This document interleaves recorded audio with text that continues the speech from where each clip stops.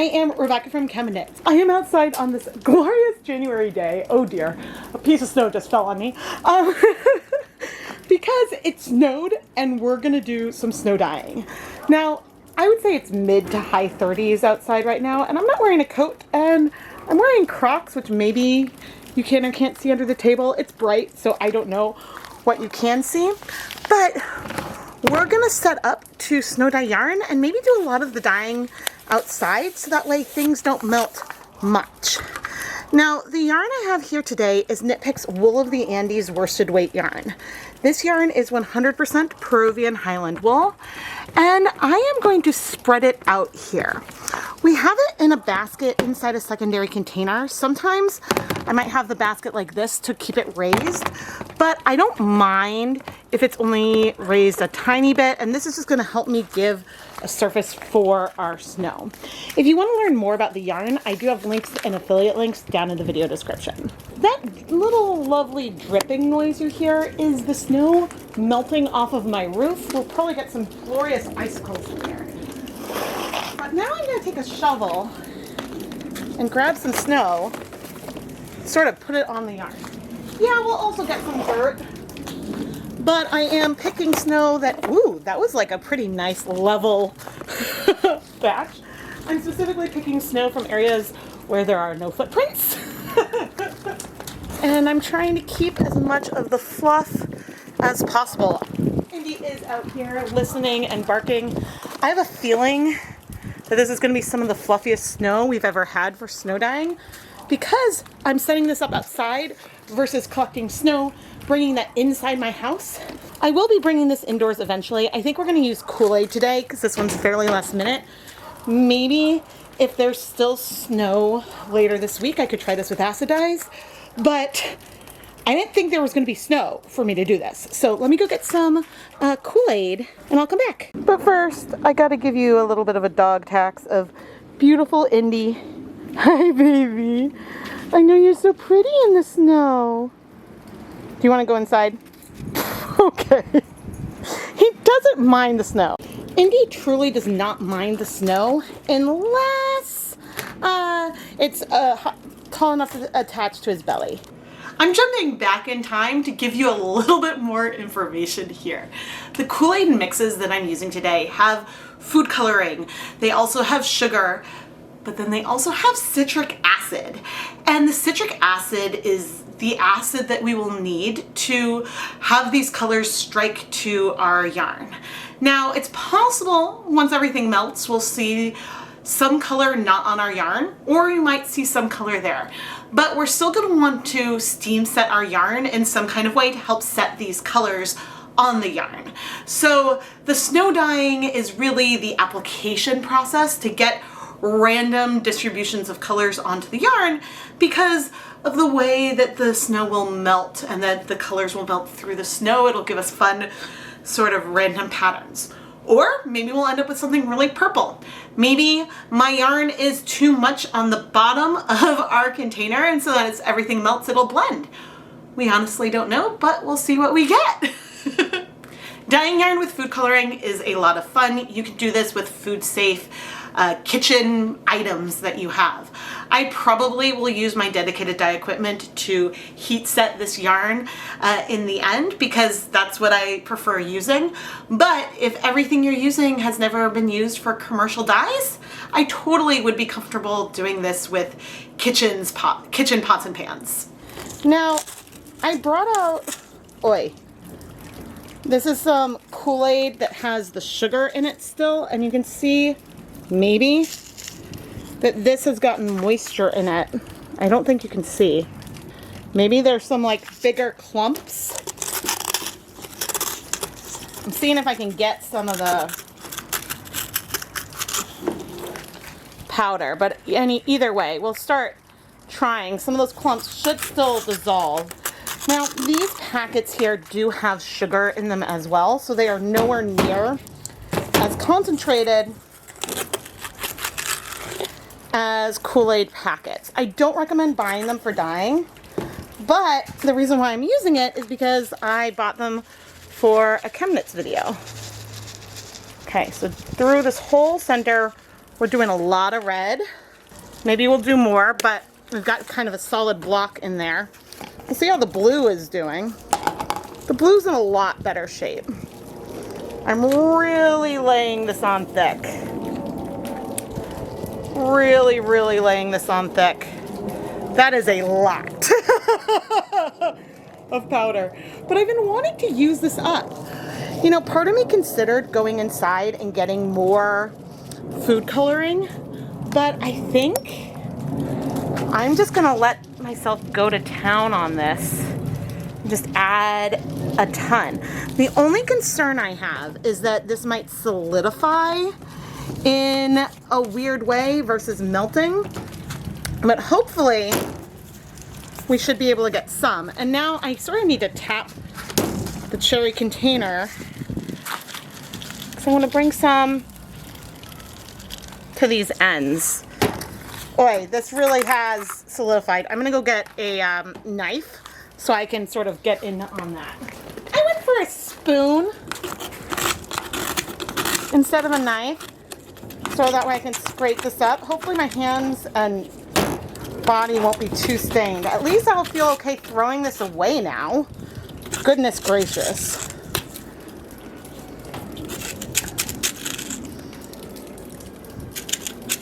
When Keith gets home and sees the red on some of the snow because I'm being a little bit sloppy, he's gonna be like, what on earth happened out there?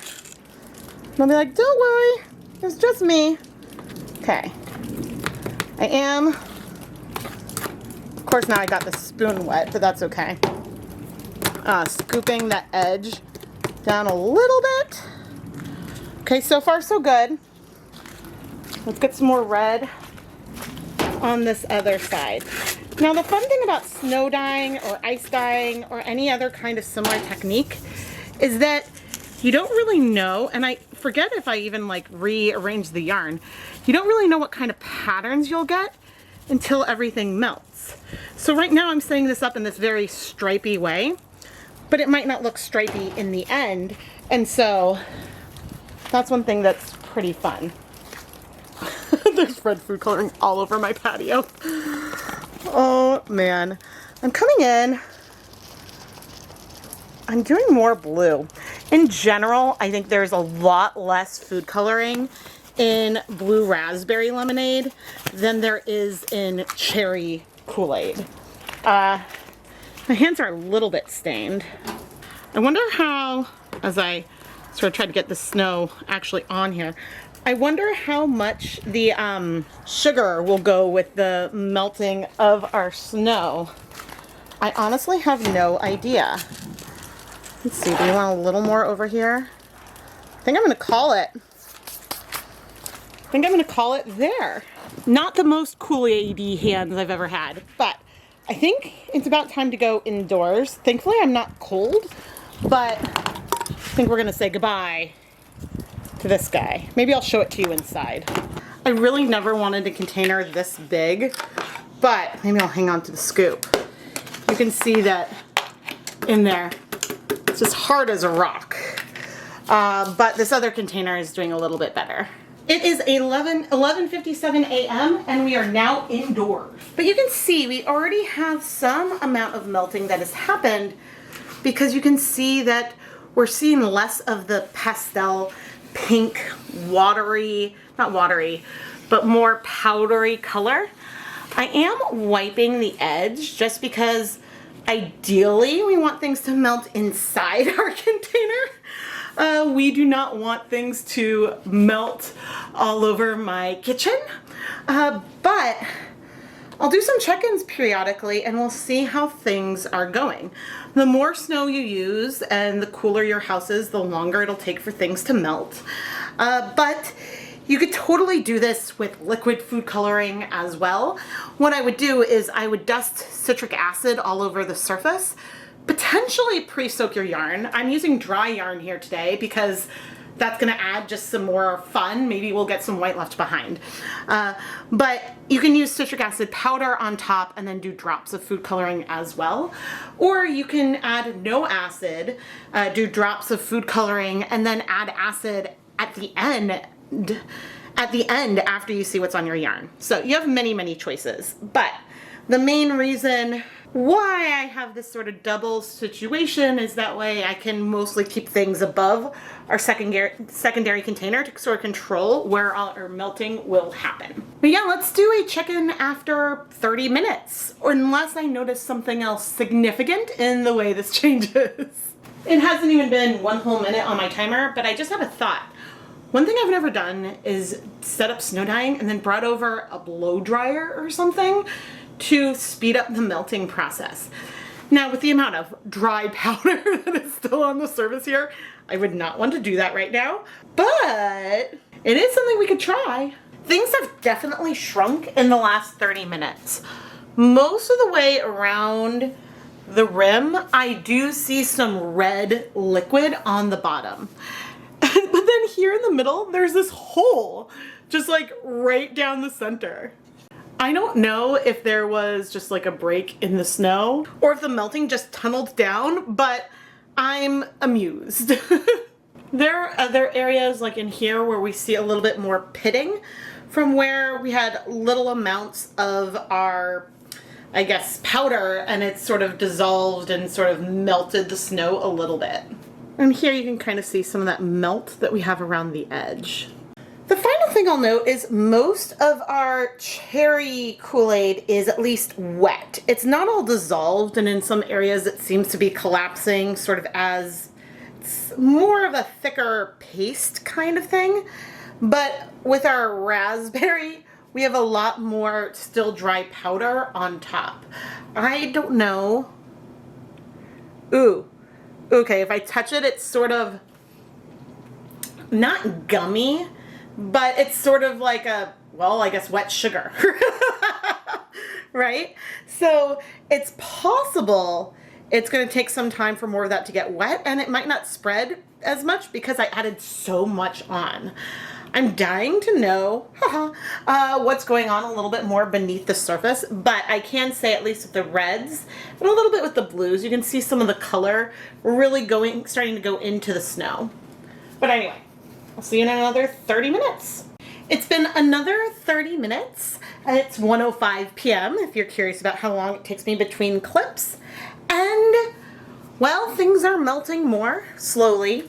I'm not seeing, looking around the edge, very much color on the yarn, but also the yarn that's going to be around the edge is probably going to be some of the last to get some color. I'm regretting not quickly pre-soaking it. But again, we'll see what happens. We're just gonna have to be patient. And honestly, if I don't love what we see on the yarn, then we can always over dye it. So we aren't limited. And if you're snow dyeing and you finish it and you're like, I don't like what this is, you can transform it. So but for now, we're gonna trust the process and see where we are in another 30 minutes.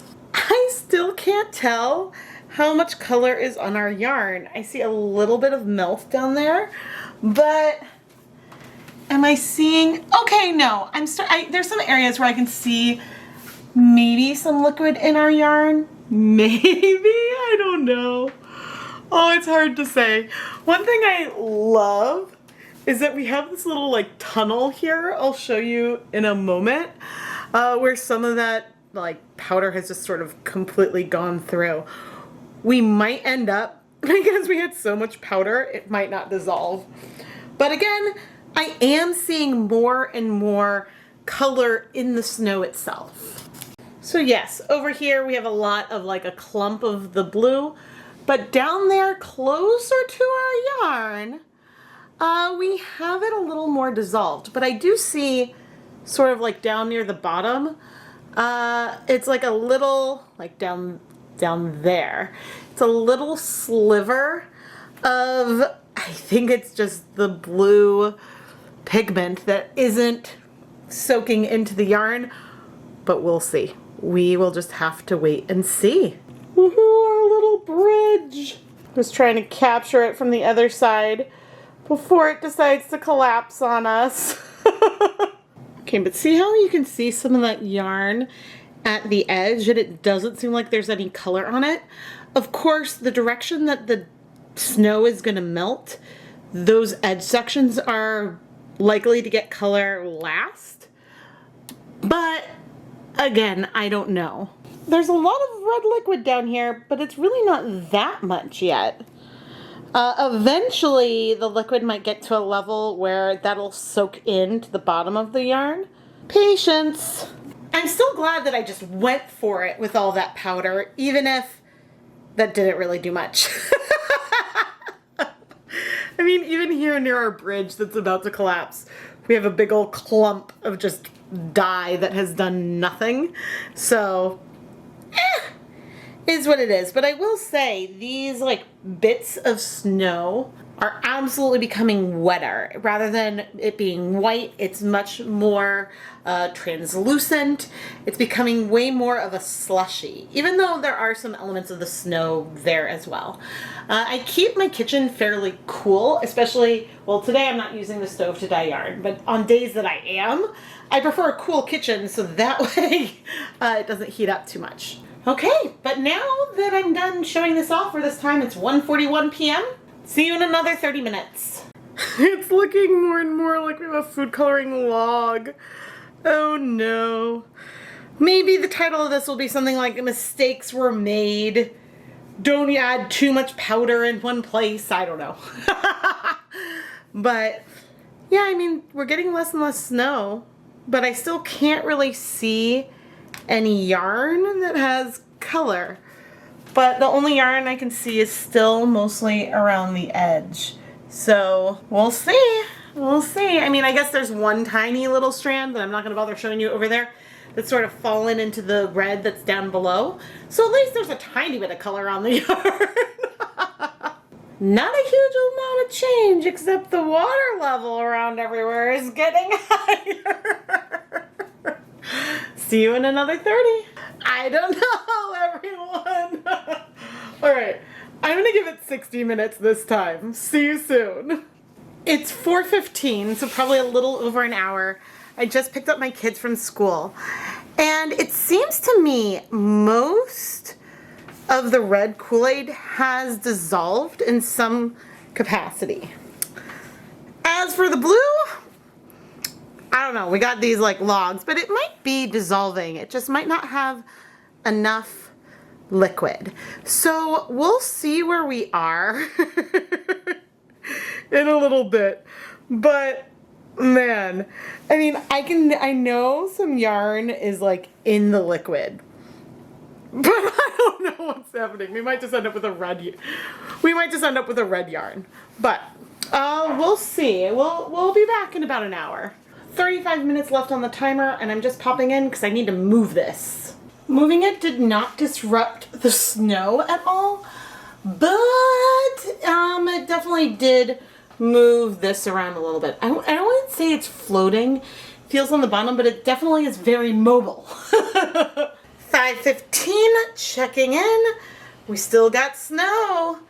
Whew, it takes a long time for the snow to melt. Now, some of the blue maybe is disappearing and maybe it's dissolving, but I still think this is a flop. It looks like Play-Doh on top of it. Okay, I'm not even setting a timer. I'll check in and give a timestamp of the real time in a little while. Or, I mean a while. I'll wait at least an hour. 6:45.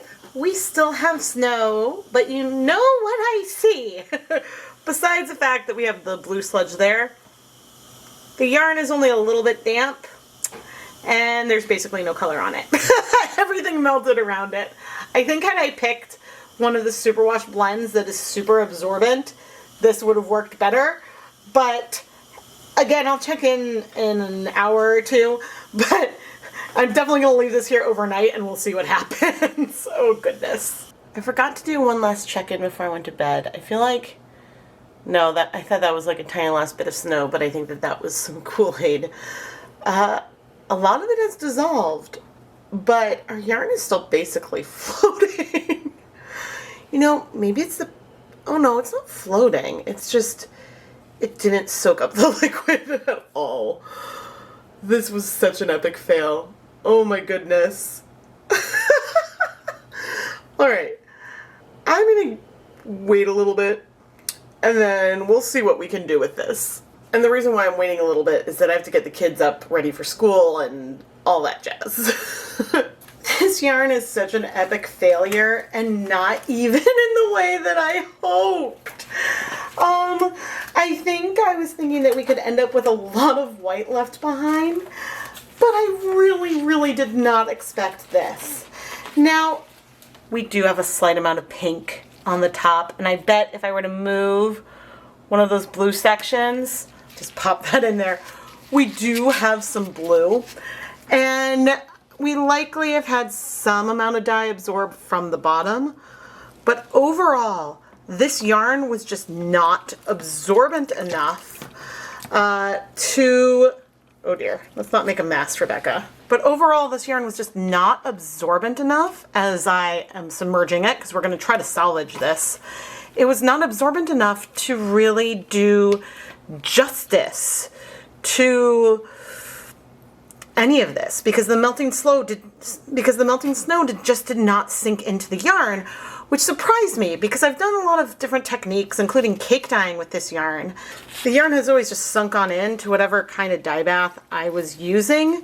Even though I probably would normally pre-soak it, this is just particularly unabsorbent of this yarn. If I had used any kind of superwash yarn, then I think the liquid would have soaked up a lot faster, because I don't always even need to do a pre-soak with those.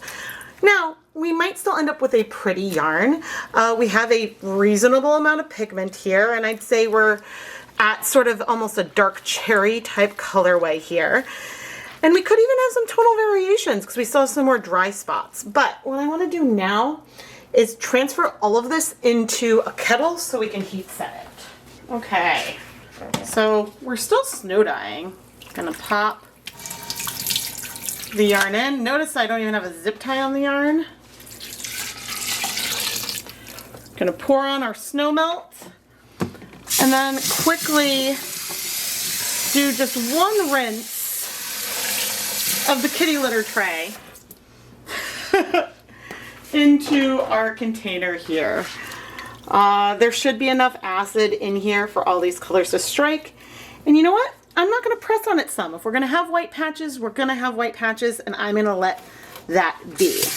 But now I'm going to take this to the stove and we'll start heating it up. In this yellow lighting, things look almost brown, but I think it's going to be more of a dusty rose kind of color in person. We will see. Oh man. The biggest mistake I made was just not pre-soaking this yarn. I thought that I could get away with setting this up really fast. And while I set it up really fast, it just didn't work. I mean, it melted. We just didn't get any cool kind of pattern. And I think that huge mistake may have been having it, I don't even think having it slightly raised was the mistake. I think the mistake was that it wasn't pre-soaked. And I think that if I want to try this dry again, I should use a superwash yarn that I know when I add a drop of water on top, it doesn't roll off, it soaks in. But I wanted to do this with a non-superwash yarn so the dyes would spread a little bit more. So yeah, it's been a while since I've done this. And I would be interested in trying this again, but I think the other thing I have to do is make sure the powders are spread out a little bit more. I think I layered on way too much powder in way too small an area. Now, one other thing you could do is you could do snow, layer color all over, add more snow on top, and then add more color and sort of sandwich the dye. That could be a little interesting. But if you consider that you're going to get melted sections of where the color and liquid melting might travel, they would probably go down similar paths. So I don't know. Lots of thoughts here, but I'm going to heat this for 30 minutes and then we'll check back in. It has been 30 minutes and I'm seeing some like darker color around the outside, lighter in the middle. I guess we should check the edge. Okay, it looks like most of the color has cleared. You'll notice how cloudy it is because of all the sugar and everything. What I'm going to do is I'm going to turn off the heat, leave the yarn in here to cool completely, and then we can go and wash it. On camera, this is looking so brown, but I see pink and a rosier pink around the outside in person. And I guess you can see like my hands look very washed out for whatever reason right now. Maybe now you can have a slightly better feel for the color that we have here.